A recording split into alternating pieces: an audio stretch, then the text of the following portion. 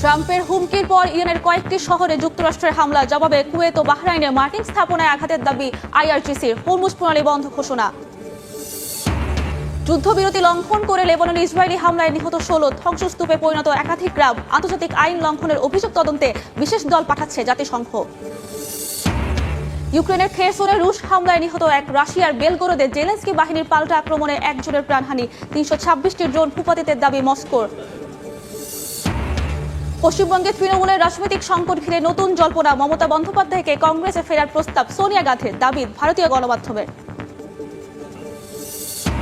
এবং জমকালো আয়োজনে মেক্সিকোতে আজ পর্দা উঠছে বিশ্বকাপের উদ্বোধনী ম্যাচে। স্বাগতিকদের প্রতিপক্ষ South Africa. The greatest show on আর্থে উত্তাপ ছড়াচ্ছে দেশের ফুটবলাররাও।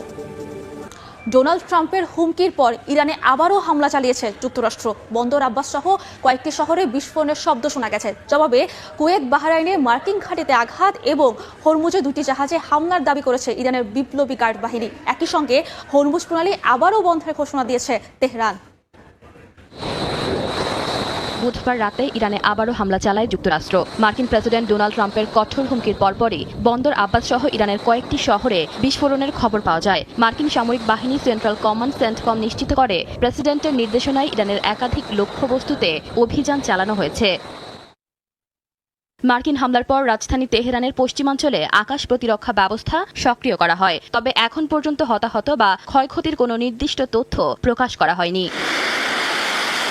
জবাব দিয়েছে ইরানও। কুয়েত ও বাহরাইনের মার্কিন ঘাঁটিতে হামলার দাবি করেছে আইআরজিসি। হরমুজ প্রণালী বন্ধ করে দিয়েছে তেহরান। দেশটির সামরিক বাহিনী তেলবাহী ট্যাঙ্কার, বাণিজ্যিক জাহাজ সহ সব ধরনের নৌযানের চলাচল বন্ধের নির্দেশ দিয়েছে বলে জানিয়েছে ইরানি সংবাদ মাধ্যম। সতর্ক করে বলা হয়েছে, নির্দেশ অমান্য করলে সংশ্লিষ্ট নৌযানকে লক্ষ্যবস্তু করা হতে পারে।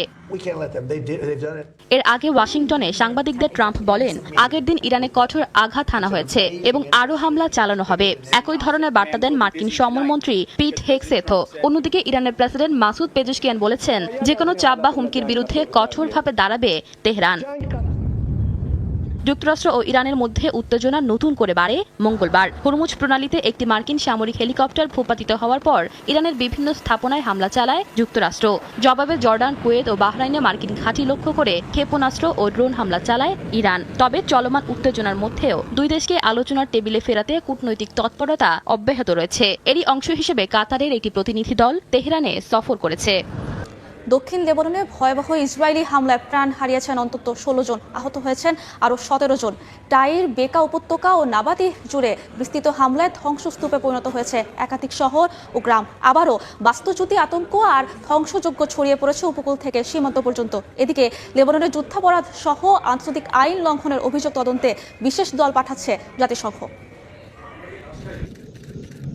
দক্ষিণ লেবাননে আবারও ভয়াবহ ইসরায়েলি হামলা। স্থানীয় সময় বুধবার দক্ষিণ লেবাননের টাইর ও আশপাশের এলাকায় ইসরায়েলি হামলায় বহু মানুষ হতাহত হন। বেকা উপত্যকার কয়েকটি শহরে হামলা চালানো হয়। নাবাতিয়া অঞ্চলের একাধিক শহরে কামান ও বিমান হামলা একসঙ্গে চলে, ফলে পুরো দক্ষিণাঞ্চলে ছড়িয়ে পড়ে আতঙ্ক ও ধ্বংস। টাইর জেলায় কয়েকটি এলাকায় প্রাণহানির ঘটনা ঘটে, যেখানে ধ্বংসস্তূপের নিচে আটকে পড়াদের উদ্ধারে অভিযান চলছে।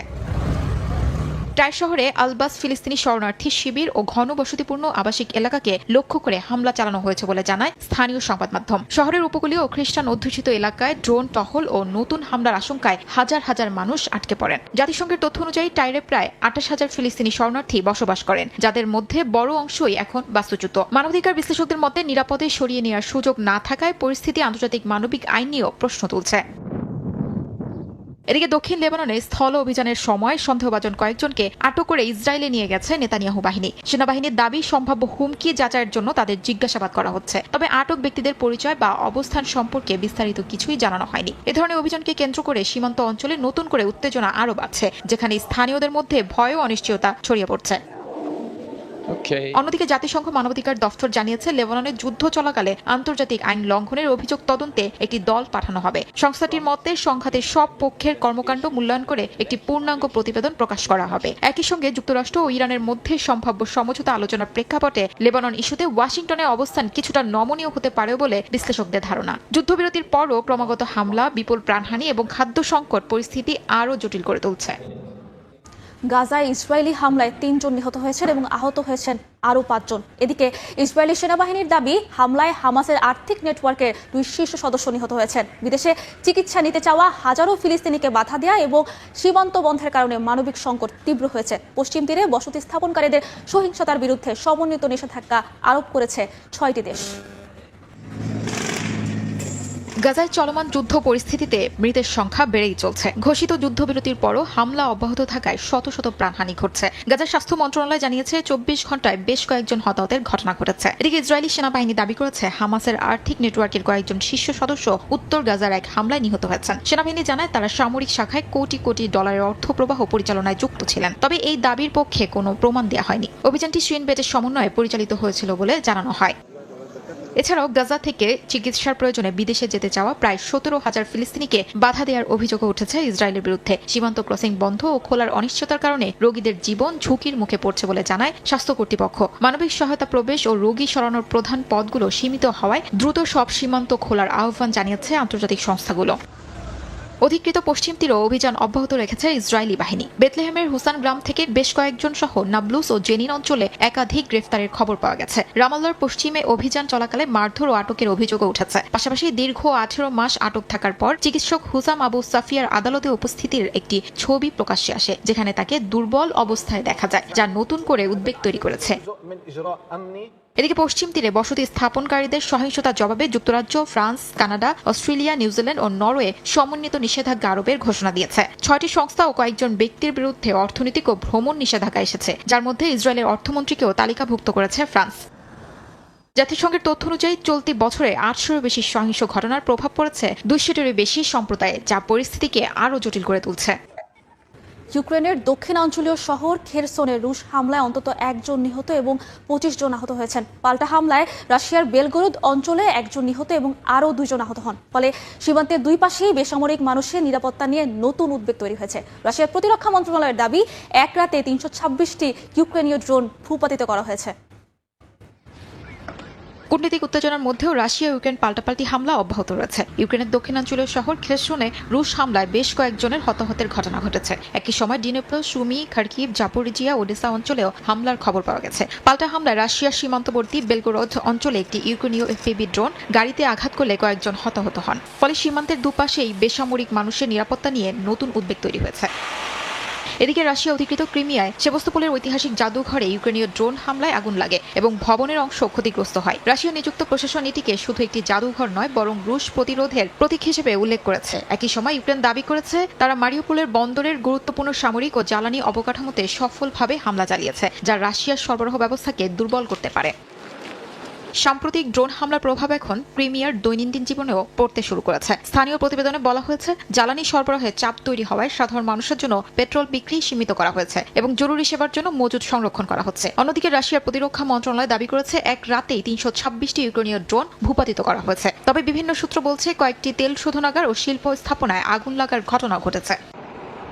যুদ্ধক্ষেত্রের বাইরে মস্কোতেও নিরাপত্তা পরিস্থিতি উদ্বেগজনক হয়ে উঠছে। রাজধানীতে 2টি পৃথক হামলায় হতাহতের ঘটনা ঘটেছে। রুশ তদন্তকারীরা জানিয়েছে, এই ঘটনায় সন্দেহভাজন কয়েকজনকে গ্রেফতার করা হয়। তাদের মাধ্যমে বিস্ফোরক স্থাপন করা হয়েছিল বলে অভিযোগ উঠেছে। সামরিক সংঘাতের পাশাপাশি কূটনৈতিক অচলাবস্থাও আরও গভীর হচ্ছে।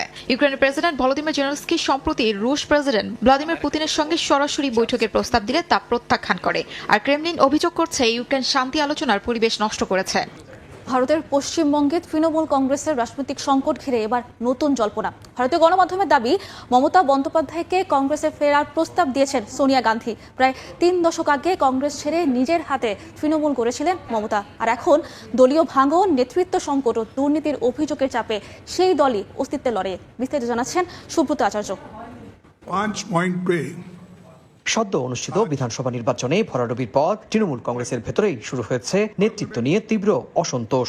দলের উল্লেখযোগ্য সংখ্যক বিধায়ক ও সাংসদ প্রকাশ্যে কিংবা আড়ালে মমতা বন্দ্যোপাধ্যায়ের নেতৃত্বের সমালোচনা করছেন বলে দাবি রাজনৈতিক পর্যবেক্ষকদের। এমন অস্থিরতার মধ্যেই ইন্ডিয়া জোটের বৈঠকে যোগ দিতে 8 জুন দিল্লি যান মমতা বন্দ্যোপাধ্যায়। 2 দিনের সফর শেষে বুধবার কলকাতায় ফেরেন তিনি।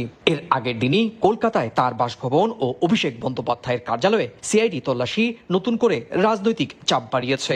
দুর্নীতি ও একাধিক অভিযোগে অভিষেক বন্দ্যোপাধ্যায়ের বিরুদ্ধে তদন্ত জোরদার হচ্ছে বলে জানা যাচ্ছে। দিল্লি সফরে সবচেয়ে আলোচিত ঘটনা ছিল 10 জনপদ সোনিয়া গান্ধী ও রাহুল গান্ধীর সঙ্গে মমতা এবং অভিষেকের বৈঠক। ভারতীয় কয়েকটি গণমাধ্যমের দাবি, ওই বৈঠকেই মমতা বন্দ্যোপাধ্যায়কে কংগ্রেসের সর্বভারতীয় সহসভাপতির দায়িত্ব গ্রহণ করে দলটিতে ফিরে আসার প্রস্তাব দেন সোনিয়া গান্ধী।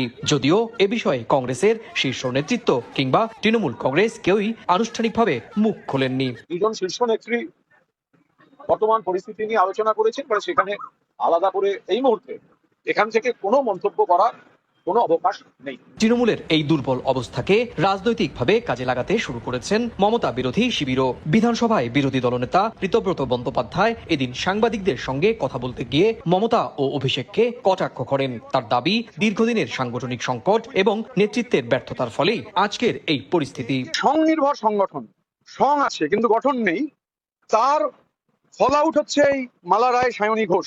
এই যে অ্যাপ্রোচ, এই যে অ্যাটিটিউড পাল্টাচ্ছে না, তো জমিদারি মানসিকতা পাল্টাচ্ছে না। এমনই অবস্থা, সংচার আরো বৃদ্ধি হয়েছে বোঝা যাচ্ছে। সেই সং বৃদ্ধি হওয়ার ফলে আর গঠন আরো বিলীন হয়ে যাওয়ায়, গঠন তো নেই আর এখন পাওয়া যাচ্ছে না কোনো কিছু। 1998 সালের 1 জানুয়ারি কংগ্রেসের সঙ্গে মতবিরোধের জেরে দল ছেড়ে তৃণমূল কংগ্রেসের প্রতিষ্ঠা করেছিলেন মমতা বন্দ্যোপাধ্যায়। সেই দলই গত আড়াই দশকে পশ্চিমবঙ্গের রাজনীতির কেন্দ্রবিন্দুতে উঠে আসে। কিন্তু 28 বছর পর দলীয় বিভাজন, নির্বাচনী বিপর্যয় এবং আইনি চাপের মুখে তৃণমূল এখন সবচেয়ে কঠিন সময় পার করছে।